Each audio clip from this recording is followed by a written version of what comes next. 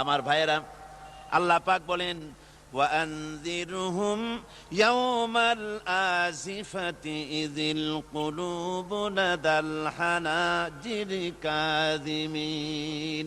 ও নবী, মানুষদেরকে আপনি সতর্ক করেন, ওই দিনটা এমন হবে ভয়ের চোটে মানুষের কলিজা তার মুখের কাছে চলে আসবে। মানুষ ভয়তে অস্থির হয়ে যাবে, কলিজা গলার কাছে চলে আসবে। সেই দিনের কথা তাদের শোনায় দেন। ওই দিনটা এমন মারাত্মক দিন। ফাকাইফা তাত্তাকুনা ইন কাফারতুম ইয়াওমা ইয়াজআলু বিলদানা শিবা। সেদিন ভয়ে চিন্তায় যুবক ছেলে বৃদ্ধে পরিণত হয়ে যাবে,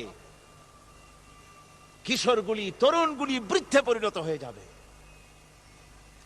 আমার বন্ধুগণ, মানুষ সেদিন দিক বিদিক হয়ে দৌড়াতে থাকবে, পালাবো কোথায়? আল্লাহ কোরআন শরীফে সব কথা বলে দিয়েছেন। ইয়াকুলুল ইনসানু আইনাল মাফার, কোথায় ভাগবো, পালাবো কোথায়?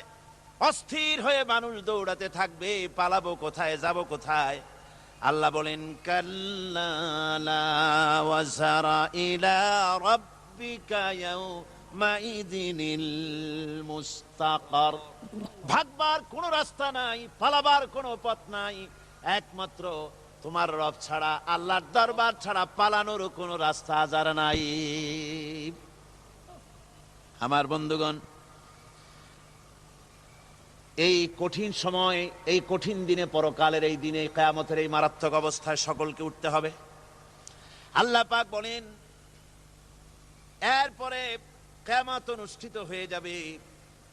সূরা ফুরকানে আল্লাহ বলছেন ইযা রাআতুহুম মিন মাকানিন বাঈদিন সামিউ লাহা তাগায়্যুযান ওয়া যাফীরা। যখন তাদেরকে জাহান্নাম দেখতে পাবে, অর্থাৎ জাহান্নামের, যখন তারা জাহান্নামের দিকে অগ্রসর হবে,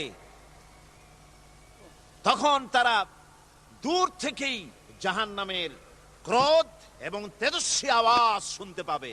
জাহান্নামের আওয়াজ, বিকট আওয়াজ। ওই যে কক্সবাজারে সমুদ্র সৈকতে ভ্রমণ করতে গিয়ে সমুদ্রের তুফানের আওয়াজ শুনছেন না? কথা কন না কেন?